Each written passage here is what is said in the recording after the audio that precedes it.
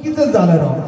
तुम्ही एकदा संन्यास घ्यायला नको होता आणि घेतला संन्यास तर मग परत ग्रस्त आश्रमात यायला नको होतो.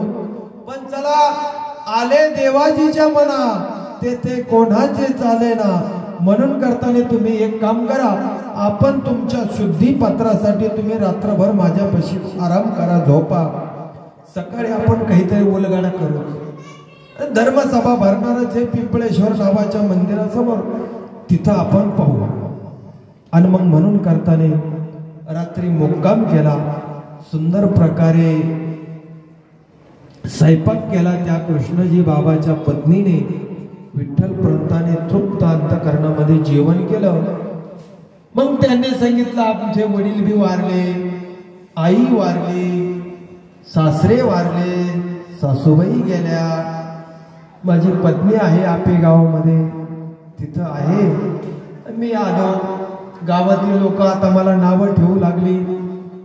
पाहुणे रावळे नावं ठेवतात, मला काय कोणी जवळ घेईना. माझी खूप दैन दशा चालू आहे.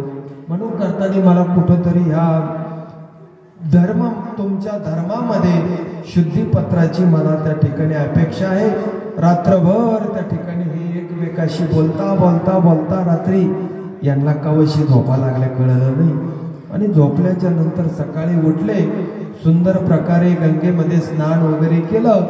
पुन्हा आले, तिथं डोलेश्वराचं दर्शन घेतलं, पिंपळेश्वराचं दर्शन घेतलं आणि दर्शने घेऊन एकमेकांचे पाया पडले, गंध लावले. आणि ब्राह्मणांच्या सगळ्या दिनचर्या झाल्यानंतर विद्वान ब्राह्मण तिथं धर्मसभेमध्ये आले. आता ब्राह्मण एकमेकाशी बाहेर पडले का पहिले पानपोडा द्यायचे. पानपोडामध्ये सगळे एकदा जमले का एकमेकाला सुपारी आणि ते हेरायचे आडकित्ता. सुपारी कर कर कर कर त्या आडकित्यात तोडायची, सगळ्याला वाटायची, मग बडीशेप द्यायची, सगळ्यांनी खायची आणि मग आपापले ग्रंथ उचकायचे. झाली धर्मसभा सुरू. अशा पद्धतीनं धर्मसभा पुन्हा सुरू झाली. दुपारचे 12-12:30 वाजले. उन्हाचा कहूर होता. ऊन कळकळ कळकळ म्हणताय. विठ्ठल पंत आपले गरीब परिस्थितीमध्ये गरीब आपले आपले दडी धरून होते. त्यांना वाटलं काहीतरी बोलतील, काहीतरी म्हणतील. मग कृष्णजी बाबा म्हणले हे कोण? कृष्णजी बाबाने सांगितलं हा आमचा भास आहे. बर काय काम? काय नाही म्हणले, हे संन्याशी होते. आणि मग आता काय झालं? काय नाही म्हणले, ग्रस्त आश्रम स्वीकारला. ग्रस्त आश्रम कुठले? म्हणले आपे गावचे. मुलगी कुठली? म्हणले आळंदीची. त्या सिद्धू पंताची मुलगी. हो, हा विठ्ठल पंत आहे काय?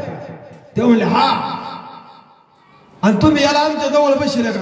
उठा टपक्यान, उठा लगेच, बाजूला जाऊन बसा. अयो, विठ्ठल पंत थर थर थर थर थर थर थर थर थर कापू लागले. ब्राह्मण म्हणजे काय सामान्य बतड्याचे बतडे. रोज 1-1 किलो नाही म्हणा, पण अर्धा किलो तरी गावरान तूप खात असतात. रागाट होते, बोलू लागला.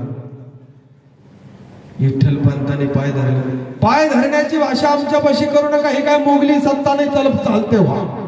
बाबा घाबरू लागले सगळे. कृष्णजी बाबाने सांगितलं एवढं घाबरण्यासारखं काय? त्यांनी काय काही हत्या केली का? अरे हत्याचं पातक असतं महाभारतामध्ये, याला नीट केलं असतं.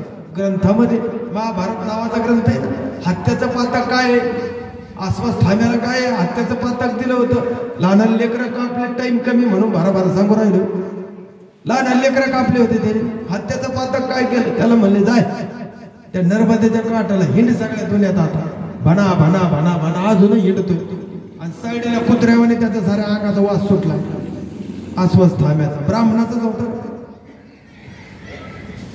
हत्याचा पातक जर केला असतं तर याला त्या ठिकाणी आपण शुद्धीपत्र आणून काहीतरी प्रयोग केला असता.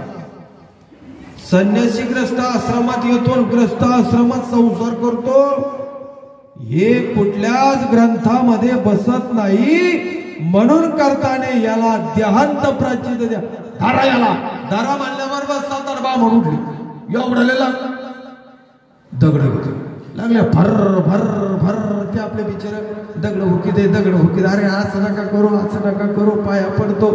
पळत पळत पळत पळत डांबून लावलं.